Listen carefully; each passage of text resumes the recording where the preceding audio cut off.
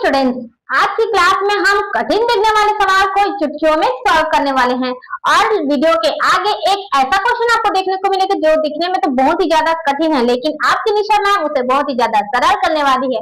तो चलिए स्टार्ट करते हैं हम क्वेश्चन नंबर 3 से। बताइए कि निम्नलिखित हलों में कौन कौन समीकरण x - 2y = 4 के हल है और कौन कौन नहीं है। ठीक है, चलिए चलिए देखते हैं कि समीकरण हमें क्या दिया है। तो हमें दिया गया है x - 2y = 4। ठीक है, ये समीकरण दिया है। अब आप सोचेंगे इसके हल है, क्या हल है, कैसे हल है, कैसे निकालेंगे।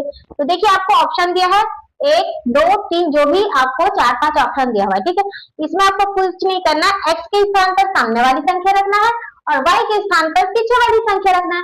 अगर उसका मान 4 के बराबर आ जाता है तो वह हल है और नहीं आता है तो हल नहीं है। ठीक है, बहुत ही ज्यादा सिंपल है। तो पहला देखें, चलिए इसे हम 0 को क्या मानेंगे, 0 और 2 से। ठीक है, हम 0 को मानेंगे x और 2 को मानेंगे y। ठीक है, यहाँ पे पुट कीजिए, x के स्थान पर क्या रखना है 0 माइनस y के स्थान पर क्या है 2 है तो 2 और y के स्थान पर 2।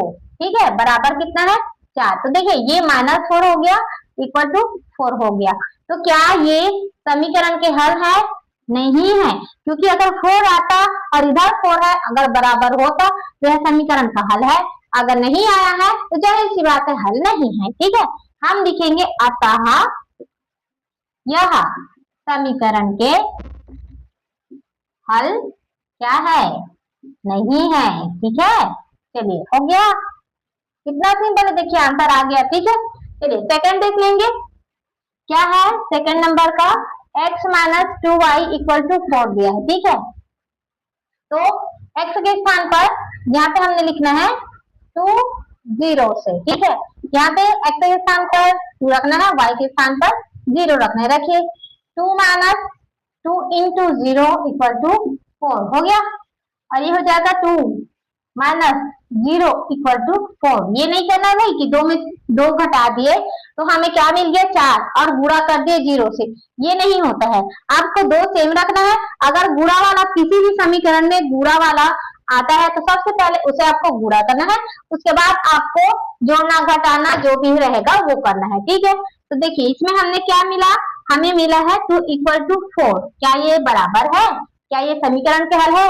नहीं है, क्योंकि इधर 2 है और इधर 4 है, ये समीकरण के हल नहीं है। तो यहाँ पे भी लिख दीजिए यह समीकरण के हल नहीं है। ठीक है, चलिए आगे देखिए, मैं थोड़ा इसको क्लीन कर दूं उसके बाद आगे बढ़ेंगे। ठीक है, चलिए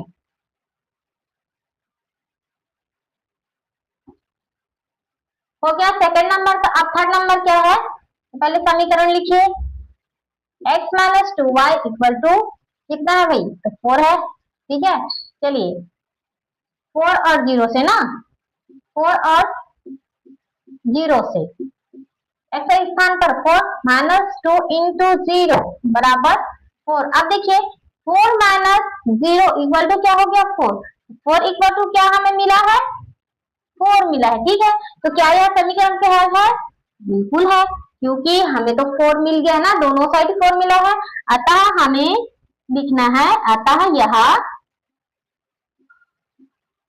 समीकरण के हल है। ठीक है, चलिए हो गया भाई, कौन सा नंबर हो गया, थर्ड नंबर हो गया ये।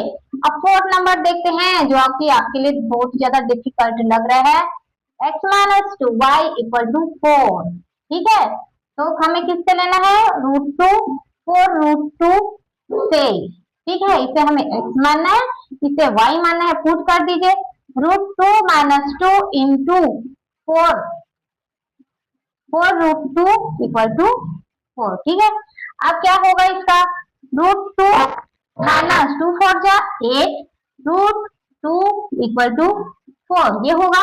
अब देखिए 8 √2 में 1 √2 घटाएंगे, मतलब 1 है, ये कुछ नहीं मतलब 1 है।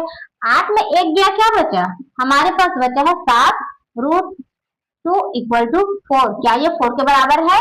नहीं है, तो यह क्या है, समीकरण के हल नहीं है। ठीक है, आपको पूरा लिखना है, मैं छोड़ देती हूँ। ठीक है, मेरा मन जाता है क्योंकि मैं टीचर हूँ और आप लोग क्या हो, स्टूडेंट हो, तो आपको ज्यादा लिखना जरूरी है। ठीक है, चलिए यहाँ तक आपने देख लिया।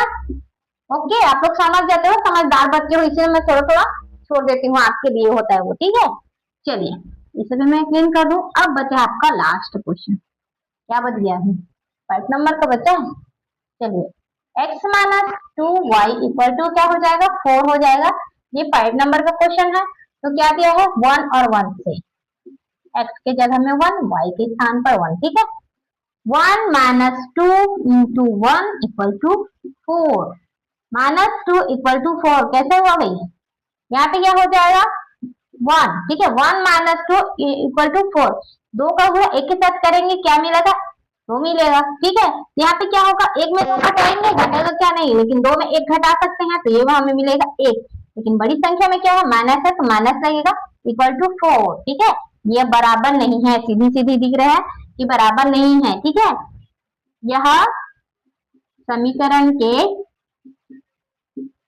हल नहीं है। इसमें से कितना हल मिला हमें? एक ही हल मिल पाया है। ठीक है, एक ही हल मिला है, जो है आपका थर्ड नंबर का 4 और 0 जो है वही इस समीकरण के हल है। बाकी जितने भी है समीकरण के हल नहीं है। तो चलिए एक कठिन दिखने वाले सवाल को हम करते हैं। ठीक है, चलिए इस प्रश्नावली का हम लास्ट क्वेश्चन देखते हैं, जो कि बहुत ही ज्यादा इंपॉर्टेंट है। देखिए क्या बोला है कि कमांड जो कि x equal to 2 y equal to 1 समीकरण 2x plus 3y equal to k का एक हल हो। ठीक है, अब बोल रहे हैं कि ये जो है वो उसका एक हल है, मतलब समीकरण जो दिया है उसका हल है। तो कौन सा समीकरण दिया है? तो हमें लिखना है 2x plus 3y equal to k। ठीक है, यहाँ पर क्या बोला गया है कि इस k का हमें मान ज्ञात करना है। ठीक है, लेकिन क्या करना है? x के स्थान पर 2 रखना है और y के स्थान पर 1 रखना है। तो चलिए रखिए भाई, चलिए 2 इंटू 2 प्लस 3 इंटू वाई के स्थान पर क्या रखना है? 1 रखना है, इक्वल टू k। ठीक है, ये हो गया। 2 2 जा कितना हो गया? 4 प्लस 3 1 जा 3 इक्वल टू k। तो k का मान हमारे पास क्या मिला? 3 और 4 क्या मिला? 7। ये है हमारे पास k का मान। मतलब यहाँ पे जो k दिया हुआ है ना यहाँ पे, तो इसका मान क्या आने वाला है? 7 आने वाला है। जब आप x के स्थान पर 2 रखेंगे और y के स्थान पर 1 रखेंगे तो उसका मान 7 आने वाला है। क्लियर है? ये हो गया आपका आंसर। ठीक है बच्चों, यहाँ तक आपको समझ आ गया। आपका अध्याय 4 यहाँ से खत्म होता है, क्योंकि इसमें 2 ही प्रश्नावली है। और अगली क्लास में हम देखेंगे अध्याय 5। तो वीडियो को लाइक करिए, शेयर करें, सब्सक्राइब कीजिएगा और मिलते हैं अगली क्लास में। तब तक देखते रहिए, सीखते रहिए और मैथ्स का रिजल्ट करते रहिए। Thank you.